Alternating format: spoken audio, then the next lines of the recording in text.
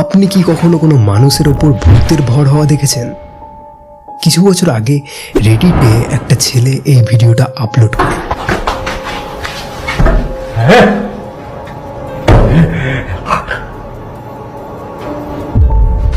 এবং সে বলে তার ঘরে রাত্রেবেলা কারেন্ট চলে গেছিল এবং তাদের কারেন্টের যে মিটার লাইনটা ছিল সেটা ছিল বেসমেন্টে।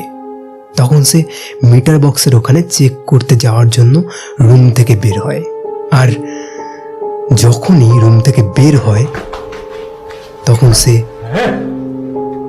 এই লোকটাকে দেখতে পায় এবং দেখে এত ভয় পেয়ে যায় যে তার পরের দিন তার খুব জ্বর চলে আসে। ভিডিওটা দেখুন আপনি।